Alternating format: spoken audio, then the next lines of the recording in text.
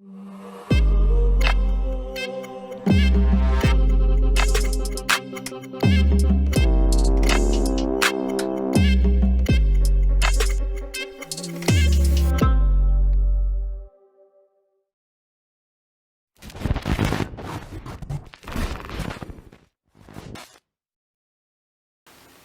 back to the Ladakh Literature Festival 2020.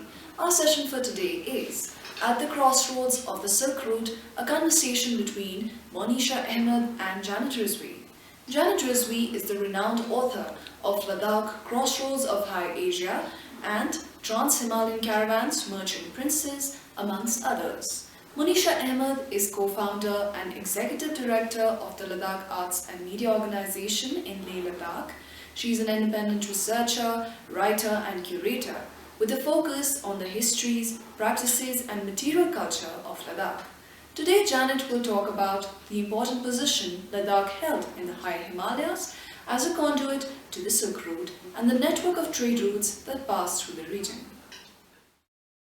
Good morning, everyone. It's a pleasure to introduce Janet Rizvi today as the first speaker of the Ladakh Literature Festival. And I'd like to thank the organizers for inviting us to be here this morning and to open this second edition of the Ladakh Literature Festival. Janet is probably known to many of you with an interest in Ladakh.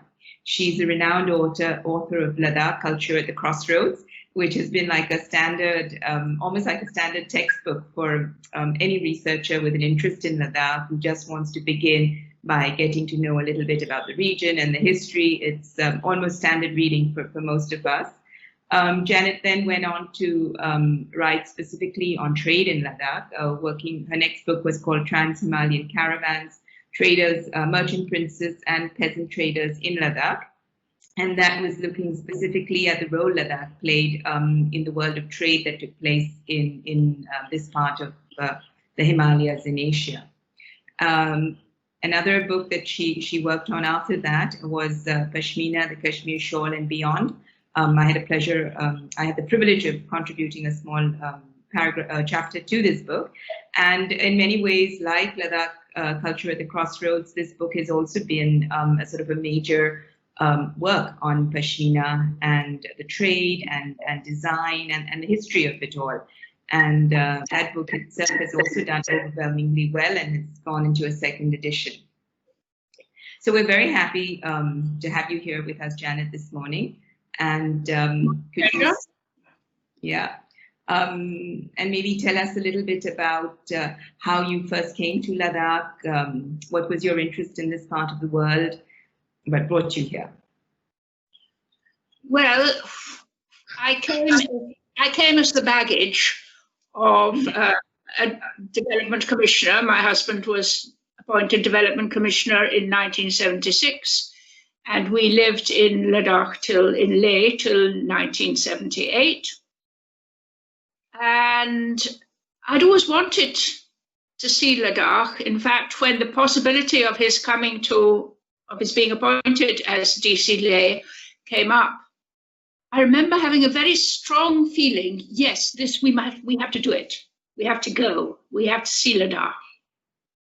And I'd heard a little bit about Ladakh from my husband's colleagues.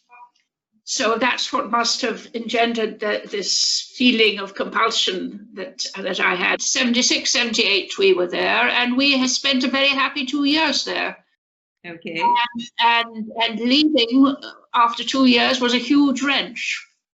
And it was good that I'd started writing about Ladakh, and having written Crossroads of High Asia, I then knew that what I wanted to do was the trade, work on the trade. And so that also gave me the opportunity to make several return visits. But when you were there in 76, that was when you started doing research for your first book, Ladakh Culture at the Crossroads. Well, is that correct? Not immediately. I mean, the first thing I wrote about Ladakh was a long account, a detailed account of the journey to send to my mother. then I'll tell you something that I don't know about today, but in Leh in 1976, when you talk to Ladakhis, you heard about the Yarkand trade, you heard mention of Gartok, you heard mention of Lhasa, you heard mention of these things. They were still a reality to some people in Leh. And I've always been interested in trade. I've been interested in the meeting of peoples, the meeting of civilizations, the meeting of peoples. And of course, trade is an important vehicle for that. Mm-hmm. And so listening to this, it was very interesting for me to hear that the trades, which I knew nothing about previously, had been an important part of Ladakhi life. And so I did a chapter on the historical chapter on the trades in Crossroads of High Asia. And that was what started me off. I said, I must do more. I must work on the trade now. Okay. So that's what happened. A PhD in history from Cambridge. Yeah. That was before you started your second book, or that was much earlier? Oh, much earlier. And if you did a PhD in history in Cambridge, you were basically writing on political history. And I realized as I went on the political history, I call myself a historian, but political history is not really what I like. I like knowing how people lived and what they did and how they lived, their material conditions in what you could call historical periods. And the trade, so the trade just really, the trades of Ladakh, they just grabbed me.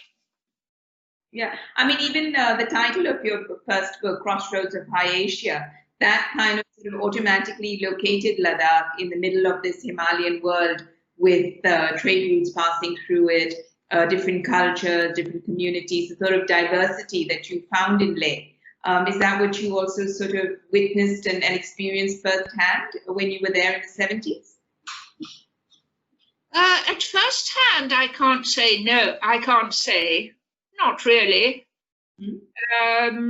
because it was the talk. It was the what I heard people talking about, or the casual mentions about the Yarkand trade. Now, what was the Yarkand trade? I knew nothing. I've not called it the Yarkand trade I didn't call it the Yarkand trade when I wrote about it more specifically in my second book. I called it the Trans-Karakoram trade because Yarkand was definitely the focus that the Ladakhis saw of the Trans-Karakoram trade. Okay. I didn't know all that much about the Himalaya. I'd lived 2 or 3 years in Kashmir, but I didn't. Himalaya in general, I didn't know much about. Yeah. So you must have met some of the, like you were saying, you met some of the old timers who were traders, who may have been part of the Lobchak mission that used to go to Tibet, or old traders that may have gone to Yarkand before the trade routes closed, or traded with Punjab or Kashmir. Do you remember? Do you have recollections of any of them? Not in my first 2 years in Ladakh. I met all those old guys when I started my research, because my research was it had to be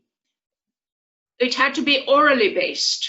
Yes, of course. It had to be oral history because there was no documentation. There was, of course, the Trans-Karakoram trade was documented historically, but there was no documentation of the recent years, and there were people alive who had indulged in it, and I met them. I met them, and then, well, it was Akbar Ladakhi, really, who pointed me first towards the importance of oral history, and that was, if I may just digress a little bit, Akbar, we talked a lot with perhaps it was Akbar who would have talked about the trade and things. After all, his father was a trader. And I'm sure there are people listening to this who remember Akbar Ladakhi, that very dear man. Yeah. I remember Akbar telling us one evening, he became a friend. He was a real friend. And I remember him telling us one evening that when he was a boy during the war, he could remember that the mission station, the Moravian mission station, had a radio. And the radio was powered by a huge battery. And every now and then, the battery had to be lugged down to the bank of the Indus and charged by wind power. Oh. Yeah. And then it was lugged back, the radio was plugged in, and there would be a rush to the mission to listen to the war news. Oh, okay. Now, this seems to be such a fascinating anecdote.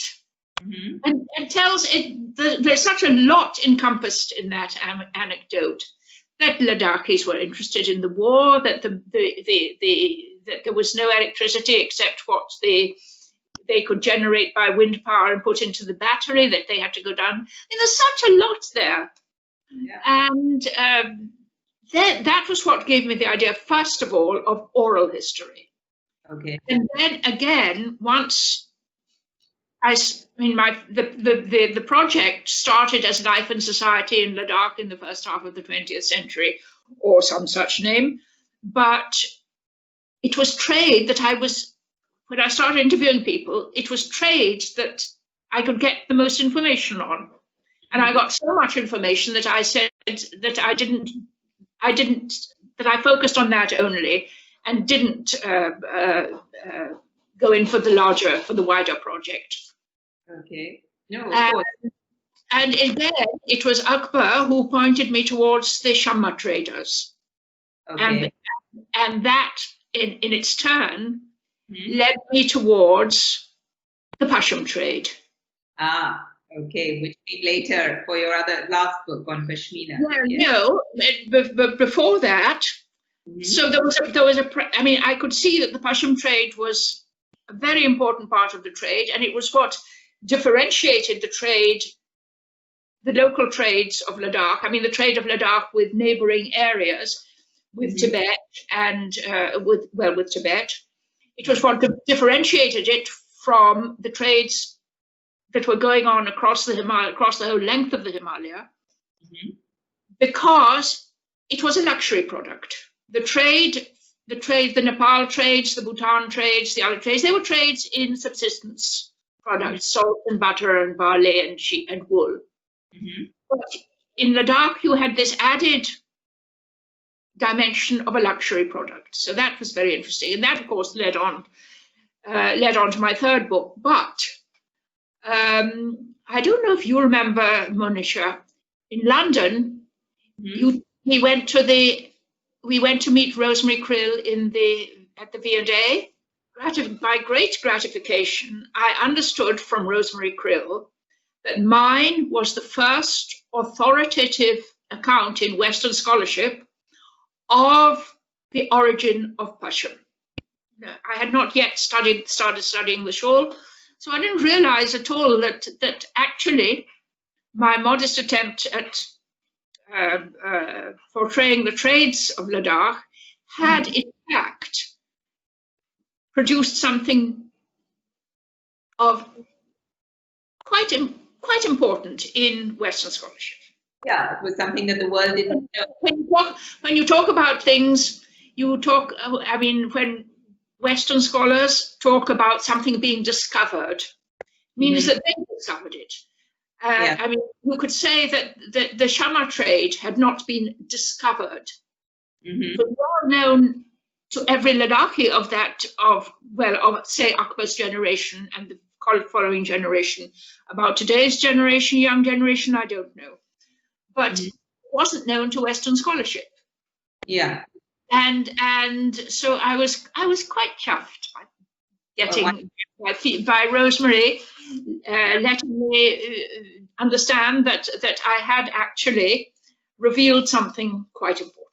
Yeah, that's true. I think a lot of us, maybe you had just sort of taken it for granted that everybody knew where the trade came from. Yeah, yes, as I did. As well, not as there's no point writing it if everybody knows. Yeah. But yes, I didn't think it was really of something of enormous importance. It was just something basically, it was something I wanted to do. Yeah, yeah. Well, that's really good. Yeah. And were there other traders that you have any memories about? I mean, maybe from Yarkand that you may have met in Ladakh, or people who maybe went on the Lokchak mission. I mean, did you ever meet Tonyot Shah or? I met Tonyot Shah.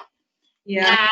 And I don't remember him telling me so much about the Lokchak. I'd have to go back to my book and remind myself. Mm-hmm. But yes, I met Tonyot Shah, and what was the only guy actually from Yarkand that I met was a trader in. He was living in Kargil, and he had come to Ladakh as a trader, and he had fallen ill, and by the time he was fit to go back, the borders were closed. Okay. So he got back and he lived the rest of his life in Kargil. Okay. And he gave me an account of what it was like, what the journey was like across the Karakoram. And one stage of the journey is the Depsang Plain, which is 5,475 meters dead level above sea level, and it's dead level, the highest plateau in the world, I've written. And I suppose after all the up and down and the being joggled about on his horse's back on the rough ground, he thought he had the great idea that he'll get off and walk. Okay. After 10 or 15 steps, this is the translation of his account. After 10 or 15 steps, I had no strength left, and I was a young man at the time. It's up and down. There's no up and down. It's flat, but there's no oxygen. Mm. I was walking behind the horses, and my breath failed me in 2 or 3 minutes. I stopped to draw breath, and meanwhile the horses and camels drew far ahead of me. Mm-hmm. And I started again very, very slowly. My breath caught in my throat like this, and I could breathe only with great difficulty. Then someone noticed his absence and came back and picked him up, and he was saved. Oh, okay. And while he was talking, he kept coughing. He was really reliving it. Mm-hmm. And, the way he talked, it was so vivid that even I could almost feel his pain and his panic, mm-hmm, as he wondered if he's going to survive, or if they'll notice his absence and come back to him. So that was one of my earliest interviews. Okay. And that was, so interesting that.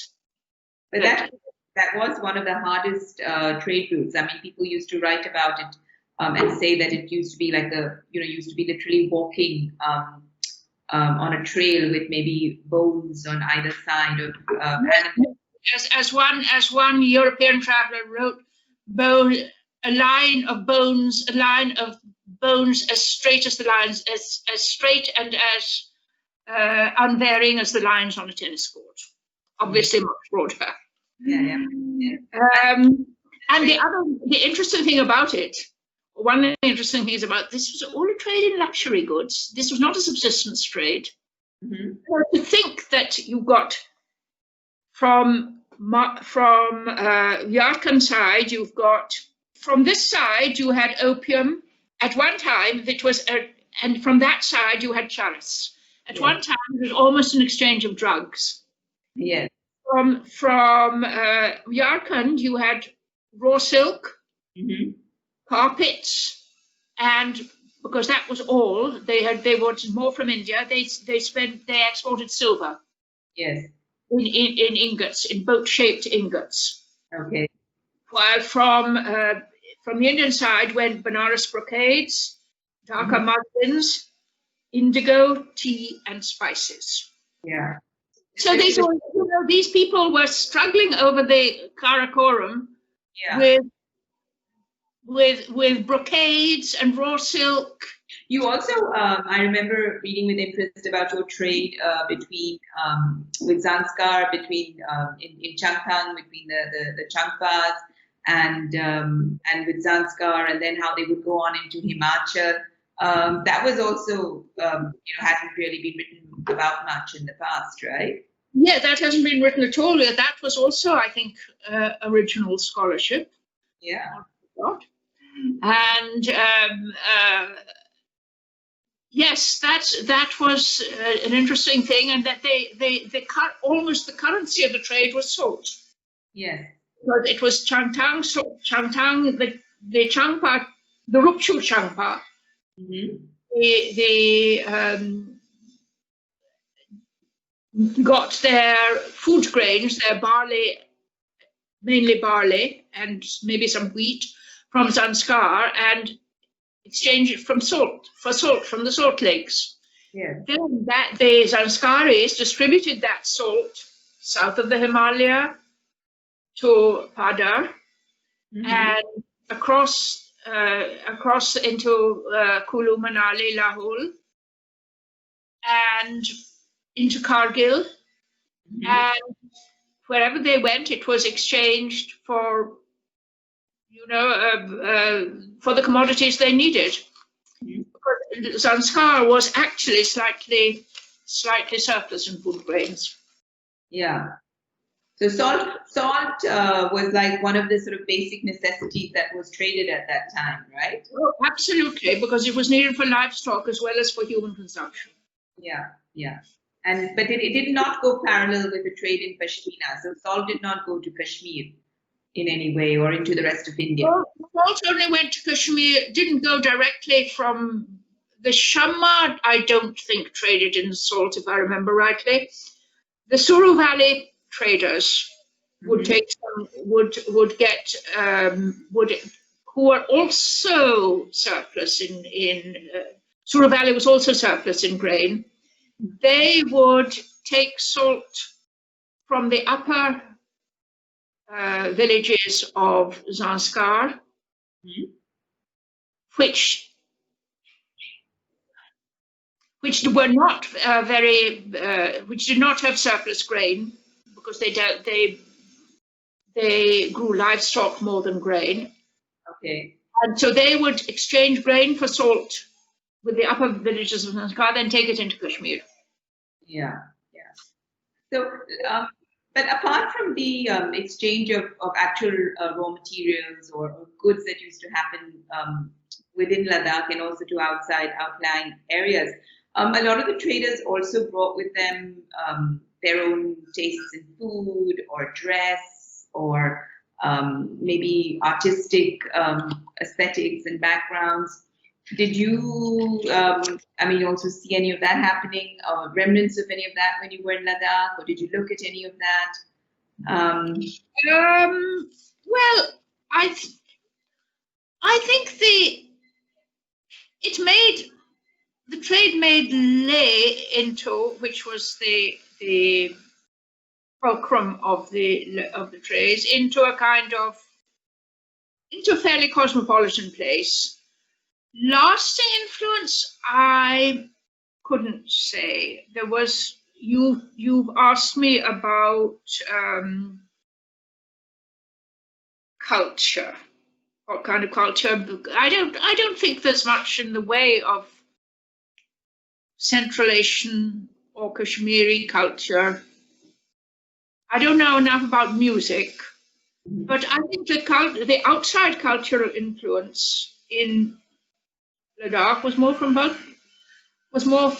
or via Baltistan than directly from Leh. There's in cuisine, you've also mentioned, well, there's Yarkandi Pulao. Yes. one of the best pulaus I know. But that's the only influence that I'm aware of. Yeah, like your baked samosa. Dress? I don't think so. Yeah. An inclusive and tolerant outlook, because so many people from other places did throng the Leh Bazaar during the trading seasons. And obviously an influence on Leh's demography with the creation of the Argon community. Yes. These are the main, the main influences that I could. Tell us a little bit something about the Argon community and how they directly related to trade some Muslim. A flourishing trade concern would have, if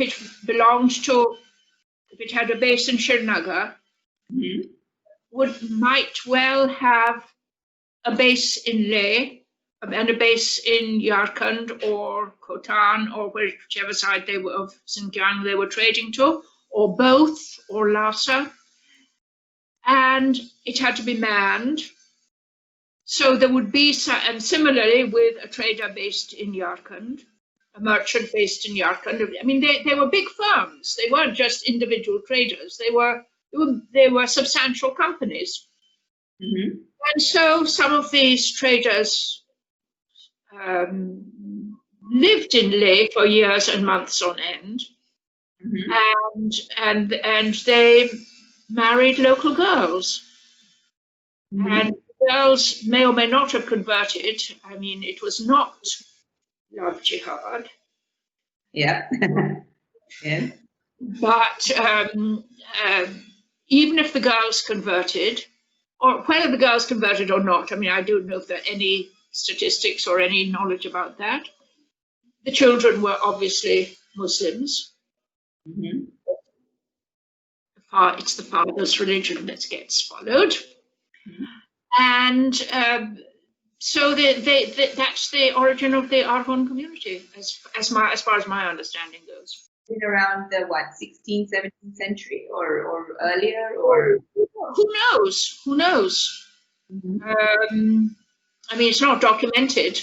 It's not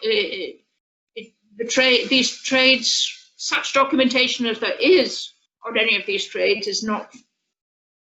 There's nothing much before the early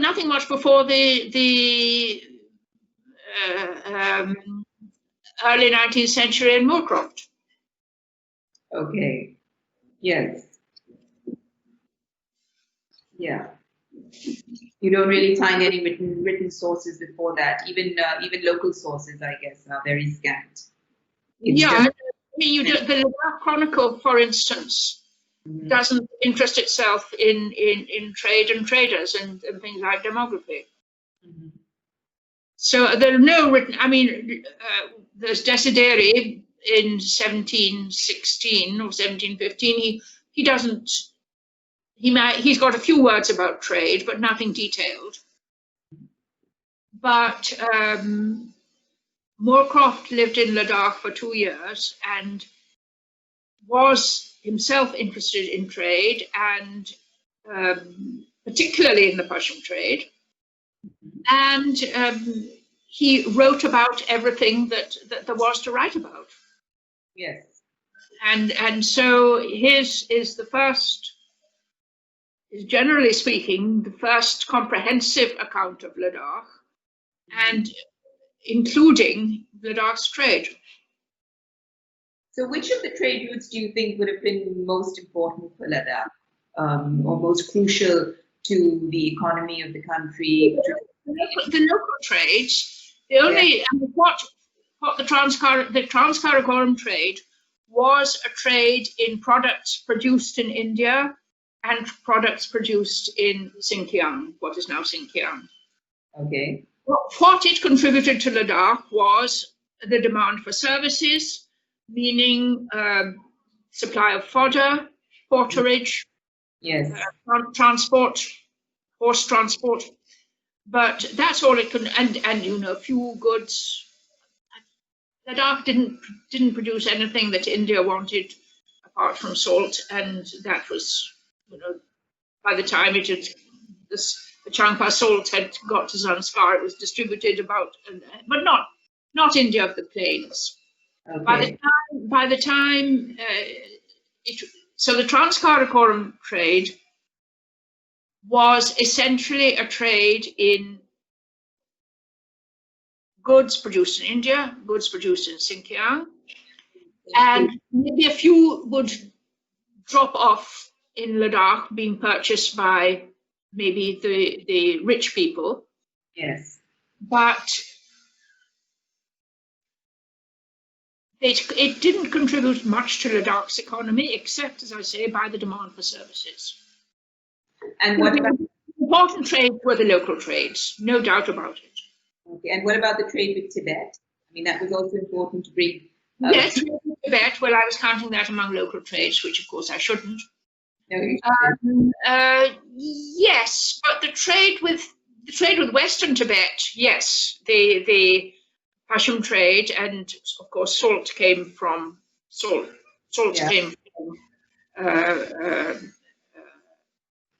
Western Tibet, but the tea came from. But otherwise, the trade with Lhasa was pretty much just the Lokchak.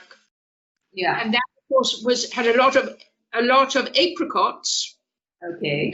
The best apricots were sourced from Baltistan, anyhow. Yes. Sorry to say. And so I don't think that the Lhasa trade was of primary importance to Ladakh. No. Not even the tea that it used to bring? Well, the tea, yes. Well, yes. Yes, I was forgetting about that. It's quite important to Ladakhi diets also, and a lot of it came from Tibet. Yes. Yes, okay. Yes, the tea trade is something I have not focused on, but you're quite right. Yeah, and when you're talking about local trade, you're talking about trade between, say, I'm talking about the trade in salt, the trade in salt and barley, the trade in Pasham, and the region from the north. That's what I'm talking about. And they were of critical importance. And that would be like, I'm talking, if you look at regions, it would be Changtang and Sham, it would be Nubra and which areas? I mean, how do we, because I know Changtang and Sham had a very important trade going. Changtang and Sham. Yes, of course. Yes, of course. And that was in salt, barley, Pasham. Yes. And Zanskar, as we were talking about Zanskar earlier, that was also very important. And you know, it was a question of shifting goods from where they were produced and therefore available cheaply to where they were not produced and therefore a good price could be got for them. Okay. Buy cheap, sell dear. Mm-hmm. That's what it was, and that was of critical importance to the Ladakh economy. It was what, you know, the 19th century travelers all remark on the prosperity of Ladakh relative to Baltistan, for instance, which is not a major trade route. Mm-hmm. I know that, we all say that Ladakh was annexed or taken over by Jammu and the Maharaja of Jammu because, you know, that's why he sent Rawar Singh to Ladakh. He wanted control of the Pashmina trade. Yes. And what effect did that have on the trade from Ladakh? I mean, and did you ever have the East India Company or the British, government later on also eyeing Ladakh? I mean, that's a whole different story, and I think it's too long to get into now. But yes, you're right. It was in order to get hold of the Pasham trade that Gulab Singh sent in Zorawar Singh, and that Ladakh came under the Dogra rule.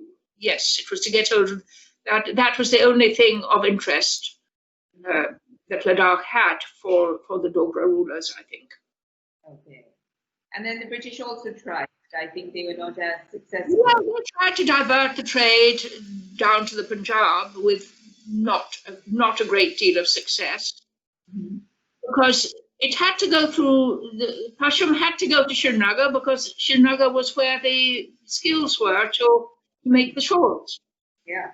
So then, now moving on to Srinagar, which was the book you did, Pashmina, the Kashmir Shawl and Beyond. So when you went there, I mean, you sort of followed the trail from Leh along Sham and then to Srinagar. And what was it about the shawl industry there that interested you, that fascinated you, and that you have some, I'm sure, also little anecdotes to tell? Well, if you really want to know, of course, I had this interest in the Pasham trade and Pasham, and I thought I did know a fair amount about it.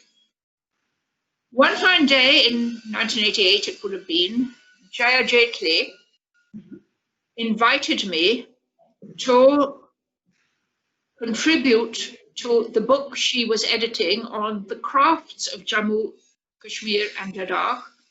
And if you please, she wanted me to write about the textiles of Jammu, Kashmir and Ladakh.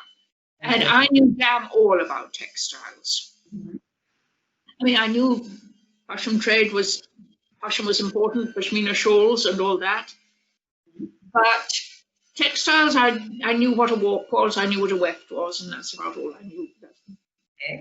Some knowledge of my knowledge of textiles. So why she asked me, I don't know, perhaps because of the Pasham angle. So I started reading up, and I started reading up about the Kashmir Shawl. And there are a lot of secondary texts about the Kashmir Shawl. There are a lot of texts about the Kashmir Shawl. And when it came to the origins of the fibre, they either glossed it over completely or told a lot of lies. Okay. Oh, it's touche is the feather from the neck of a certain bird. Yeah.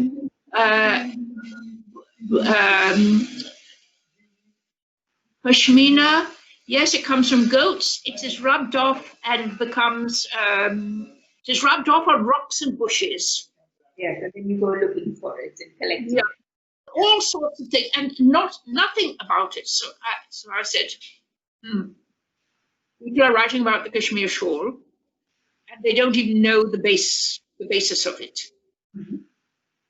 And I also did a little bit of research, and I found that some of what was written was not adequate. I won't mention names, but there are books that were written before my book on the Kashmir Shawl, and they are not brilliant. So I said, I was still working on the trades of Ladakh.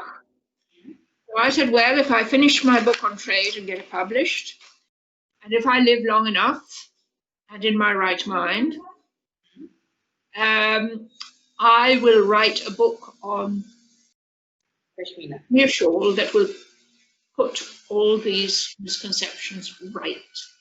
Okay. So I did, and you helped me. Yeah, that was great. And I think in your book also, the same way that you talked about the origins of the fibre, you also talk about the history of the Pashmina shawl in Srinagar. And there again also you write something that was new and original, saying that, it didn't come from anywhere outside. It was something that developed within Kashmir. Sorry, what's the point you're making? No, I'm saying that in the same way you discovered, you wrote about the origins of the fibre. You also wrote about the history of the Kashmir Shawl and looking at where it came from. Oh well, once you get started, once you get started on a subject, you follow it up. No, because there again, most writers have always have claimed that the origins of the shawl were from outside Kashmir, right? That it came. Now that's a point. I just feel that if of course Kashmir was closely connected with Iran, which is what most people say that might be the origin of the Kashmir Shawl. It was that craftsmen came from Iran to teach the poor Kashmiris how to make shawls. Well, I think the Kashmiris, if you just look at any artifact in Kashmir, whether it's a textile, whether it's a woven textile, whether it's an embroidered textile, whether it's a wood carving, whether it's a metal piece, whether it's papier-mâché. Yeah, the Kashmiris have got magic in their fingers. Yeah. Not all of them, but the craftspeople of Kashmir have got magic in their fingers. And this magic cannot have developed, must always have been there. Can't have developed in the last 500 years. Yeah. Must always have been there. And if they've got magic in their fingers, and not only in their fingers, but in their brains, yeah, they're perfectly capable of originating the designs and the technology of the Kashmir Shawl. Yes, of course. I mean, how long they've been getting Pasham, we cannot be known. I mean, there are myths and stories, and even there are legends really about. I mean, oral stories that have been passed down. And oral history is okay if you talk to the people directly, but if an oral tradition has been passed down several generations, you may be sure that it's somewhat garbled. Mm-hmm. And I just don't think that all these stories about the origins of the Kashmir Shawl, I mean, there may be something. I don't say there's maybe nothing in them. Someone from outside may have contributed something, but I think the Kashmiris are perfectly capable of originating the shawl, originating the designs, where we can see how the designs have developed since Kashmir shawls were being designed, probably. And I think that the Kashmiris have got that much talent and that much genius in their of course to just to sort of, I mean, you look at your whole sort of career in this region. It's been almost like 45 years or 50 years since you. Whoa! 50 years. 45 years. Well, we went to Ladakh in 1976, so figure that is 24 years and 44 years. Yeah, almost come to 45 years, Janet. Yeah. How does it feel? I mean, when you look back? You feel very, very old when you put it that way. You brought a lot to many of us who sort of started off much after you. But I mean, just looking back, I mean, would there have been anything else you'd like to have? I mean, you can still write about or do or. No, I'm a one-trick pony, or maybe a two-trick pony. Yeah. Would you like to have done anything else or done anything differently, or what were some of your biggest challenges that you look back at maybe in the work that you did that was very hard? No, it wasn't hard at all. It was all of it was great fun. Yeah. Research is fun. Yes. Great. Yeah. If you're researching what you want to research, I enjoy researching in libraries. I do reading up the documentary stuff in libraries, but I also enjoy. But what is fun and what is memorable is meeting people and talking to them. Yeah. And in the case of the shawl book, looking at shawls in museums in several continents. Yeah. All that was a lot of fun. And if you want me to, I can relate an anecdote or a situation. Yeah, sure. It still makes me smile when I think of it. Okay. although it wasn't quite on my agenda, the Rani of Mulbeck asked me to make a recording of her talking about her family history. Okay. She claimed to be descended from a brother of Sengenangal. Okay. Okay. So I was in Kargil at the time, so I went along. I got so much help from people, you know. I didn't have my own transport. I probably went in a government jeep from Kargil to Mulbeck to do this recording. This would have been when? Which year? In the 80s? This would have been, oh gosh, around mid-80s, shall we say. 88 maybe? Yeah. 88, 89.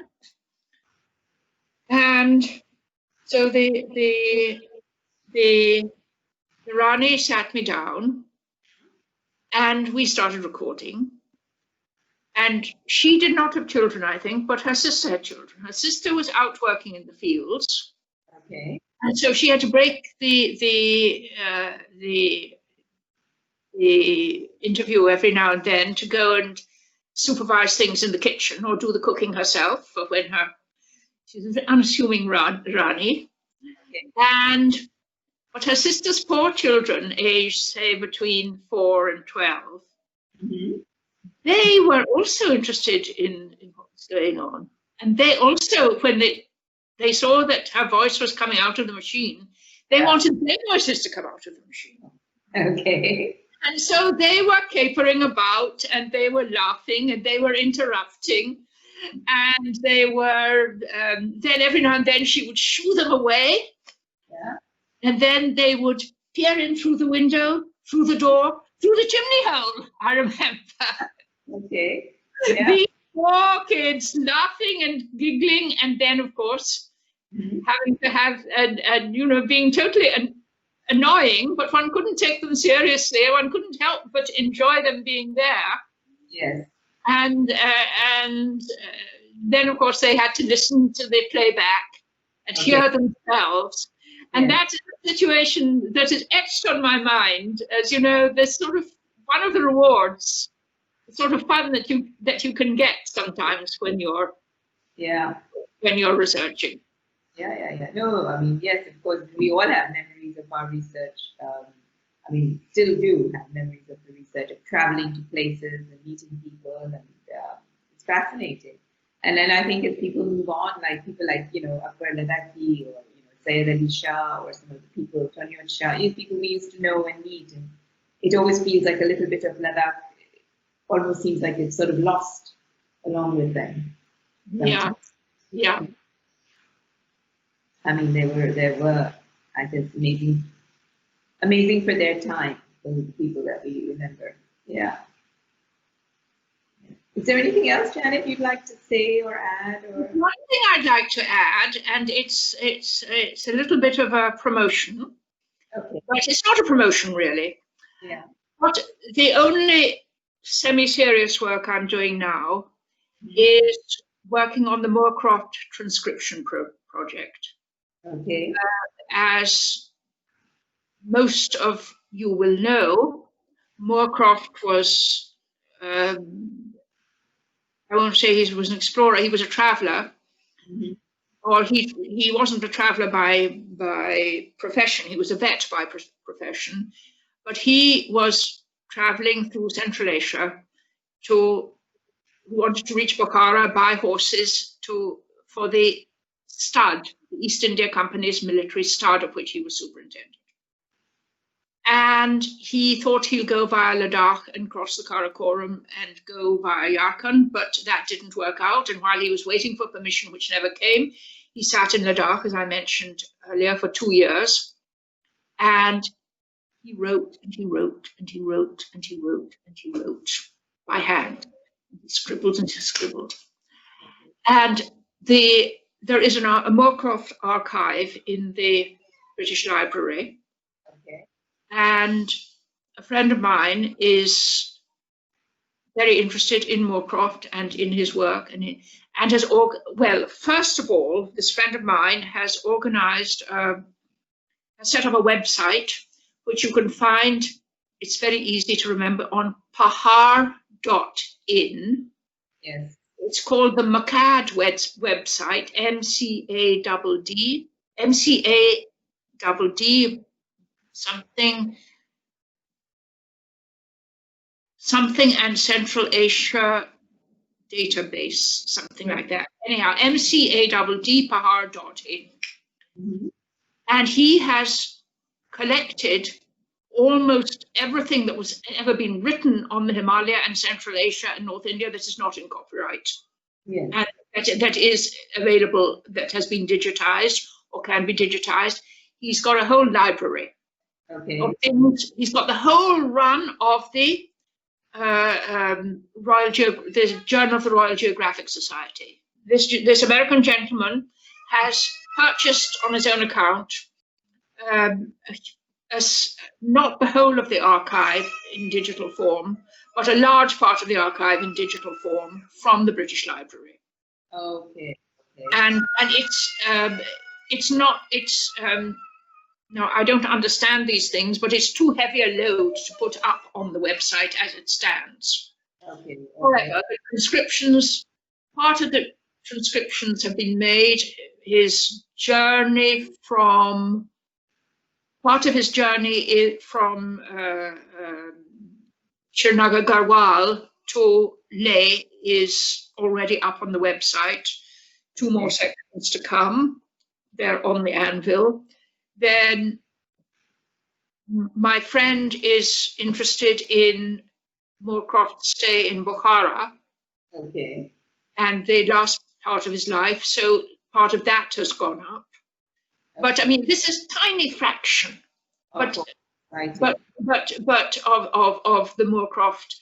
But if you go to on the Pahar.in website, if you go to projects, you'll find it. So and I'm somewhat involved in this when I've got nothing better to do. And so if you want to know about this, I thought I would take the opportunity of making a promotion, because I think a lot of people don't know about it. Yeah, but was he also interested in Pashmina, or was he only going for the horses? Morecroft was fascinated by Pashmina, and Morecroft was actually an economic imperialist. However, nicer man he may have been, and I believe he was, and he seems to have been a very nice man, who was interested in getting Kashmiri know-how and, if possible, organizing similar raw material to set up an industry in the UK. Okay. Anything he saw, he thought about setting it up in the UK. He's traveling through Lahore, if I remember rightly, and he sees that the women have taken scraps of brightly colored this and that and made artificial flowers and put it in their hair, or put it in their hats or something. And he wondered, now there must be a lot of waste in milliners' shops in London, in the UK. If that can be collected and exported to India, or that could be made into, I think for the milliners to make similar artificial flowers and export them to India for the mountain women of Lahore. I mean, he goes off at all sorts of funny tangents like that. Okay. But he is a very, very accurate observer. Okay. Yeah. So he's really worth looking at, and some of his writing is now typed up and transcribed on the website that I've mentioned, and I think possibly the sort of person who comes to the Ladakh Lit Fest might be interested in checking out not only the Morecroft project, but also the rest of the website, because there are huge number of interesting books, journals, articles, maps, photos On the website, yeah. on the website. Yeah. For all stuff that is out of copyright. So there's no very recent. There are no recent publications, but out of copyright stuff. Yeah. Would you like to say anything, Janet, by way of conclusion about, Ladakh studies, or sort of written how over the years, I think you've also seen the whole body of work of literature on Ladakh grow, whether it's been That's an amazing thing, yeah. and I think it's due partly to the fact that people like me, when I first came to Ladakh, people like Ladakh or love Ladakh, and they want to do. But organizing it has been largely, I suppose, due to the International Association for Ladakh Studies first, and to Henry Osmaston and John Bray. When I was writing my Kashmir book, I was primarily fixated on Kashmir, and I never really went back to doing anything serious on Ladakh. So what's going on in Ladakh Studies as of today? Thank you. Thanks, Janet. Thank you very much. It's been a pleasure chatting with you. And you're most welcome. It's been my pleasure. And thank you very much for inviting me. I hope we can meet again in Ladakh sometime.